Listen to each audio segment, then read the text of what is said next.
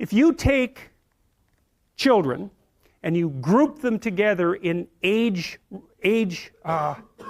groups defined by age, so let's say you have 32-year-olds, 33-year-olds, 34-year-olds, all the way up to 18. And then you watch them interact, and you code their behavior for kicking, biting, fighting, and property theft, then what you'll find is that the 2-year-olds are by far the most aggressive of the lot. So that's pretty interesting, you know, because you think, well, children are naturally peaceful, and if they're aggressive, it's because they learn it. It's like, no, that's true for a small minority of children. But there's a substantial number of children who are aggressive at 2 by nature. Most of them are male. Now that doesn't mean most children are like that, because they're not. Even if you look at 2-year-olds, who are the most aggressive human beings, most 2-year-olds aren't aggressive, but some of them are. And most of those are male. Okay, so then let's say you identify this cohort of aggressive 2-year-olds, and you track them across time.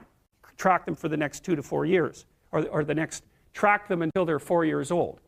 What you find is the vast majority of the hyper-aggressive male 2-year-olds get socialized perfectly well. So by the time they're 4, they're temperamentally probably still more aggressive, but they've become civilized little monsters, so other people can tolerate them. And that means that they've had parents or peers or educational experiences that enabled them to learn how to interact productively with other kids and to bring their aggressive nature under control. Some of that seems to be mediated by the opportunity to engage in rough and tumble play. And that's one of the things that we know that helps socialize rats, for example. It's vital to them, but it also seems to really be good for socializing young kids. And rough and tumble play, which is something that adult males particularly like to do with young kids, by the way, not before 9 months, because they're just too little, but once they become ambulatory and, you know, kind of puppy-like, so that they're a little bit more robust, then you can play a lot with them, and you can play with them right at the edge of danger too, which kids absolutely go nuts for that. They love that. So when I had little kids, I made this kind of wrestling ring out of these 2 couches that we had that would hook together, and I'd bring them on there and, you know, toss them up in the air and catch them, you know, 8, 10 feet. No. A foot in the air and catch them, and they'd go like this, and then, you know, I'd catch them and they'd laugh, and I'd throw them up and they're all freaked out, and then they'd laugh, and, you know, so they're learning trust with that in an embodied way, and they're also learning, and this is from stretching them out and wrestling them and twisting them around and letting them pull on your hair and hit you and all of those things. They learn deep in their bones exactly what can hurt them and what doesn't, and you want to kind of push them to the edge, you know, so that they can tell the difference between what hurts and what's still within the realm of the game. And you do the same thing when they're wrestling with you, so they learn not to, you know, awkwardly stick their thumb in your eye or do things that are actually painful, like grab your lip and pull it. You know, it's like, no, you let go of my lip, you know. And so that seems to help regulate the aggressive impulses and help the child find a more appropriate embodiment. You could think that what you're doing in some sense when you're rough and tumble playing with kids is teaching them how to dance, because that is what you're doing. You know, you're making them comfortable in their bodies in all of its extension, and building in that kind of body fluency that you see in people who are well situated inside themselves. And so that's something to really think about, you know, and it's appalling. We know that the ability to engage in rough and tumble play among rats inhibits aggression, impulsive aggression among rats. We also know that if you deprive rats of the opportunity to engage in rough and tumble play, they show prefrontal cortical developmental deficits and manifest behaviors that are akin to attention deficit disorder, which you can then treat with Ritalin. And so one of the things that's happening with boys, because they're way more dosed with attention deficit disorder medication than girls, is that their natural proclivity to engage in robust and troublesome active play isn't appropriate for a school environment where you're just supposed to sit down and shut up, and so the kids get hyperactive. And instead of letting them out to run around until they fall over half exhausted, which is exactly what you should do, you know, you medicate them so that their exploratory systems, which are the activity of which is facilitated by the dopaminergic agonist, that's the ADHD medication, suppresses the play function. It's absolutely appalling. There's no excuse for it, you know. But it's a good indictment of the education system, because why in the world would you take 6-year-old kids and get them to sit without moving for 5 hours? Unless you want them to grow up fat and stupid, why in the world would you train them to do that? Well, it's easier. That's one thing, you know. And And when they're sitting there, there's nothing disruptive about the rough and tumble play, and that can be quite, play can be quite disruptive. So anyways, most of these kids are reasonably well socialized by the time they're the age of 4, using one mechanism or another. They learn how to regulate their aggression, and they learn how to engage in fictional play structures with other kids. They learn how to cooperate and compete. And the advantage to having a well-socialized disagreeable person is that they really don't let much get in their way. So if you can get a kid who's disagreeable socialized, that person can be quite the creature, because they're very forward-moving in their nature and very difficult to stop. But if you don't get them successfully domesticated, tamed, roughly speaking, by the time they're 4, their peers reject them. And that's a big problem, because your job as a parent is to make your child socially desirable by the age of 4. Like you want to burn that into your brain, because people don't know that. That's your job. And here's why. It's easy if you think about it carefully.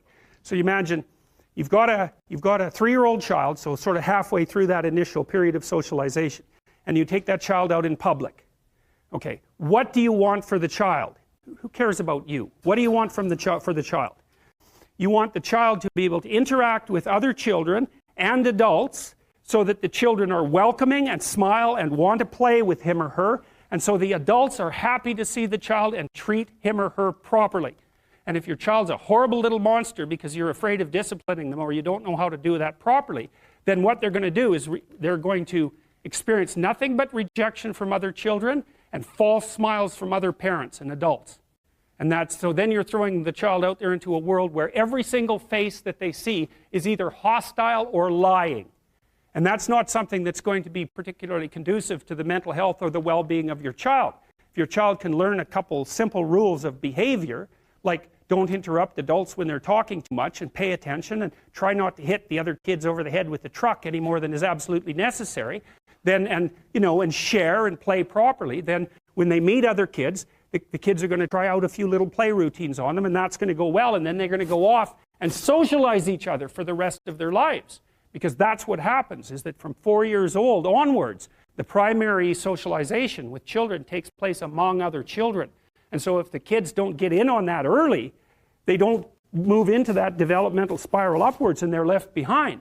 And you can imagine how terrible that is, because a 4-year-old will not play with another 4-year-old who's 2. But a 5-year-old certainly will not play with a 5-year-old who's 2, right? Because the gap is just starting to get unbelievably large. And so the kids start out behind, and then the peers leave them behind, and then those kids are alienated and outside the peer group for the rest of their life. Well, those are the ones that grow up to be long-term antisocial, right? They're already aggressive. It doesn't dip down.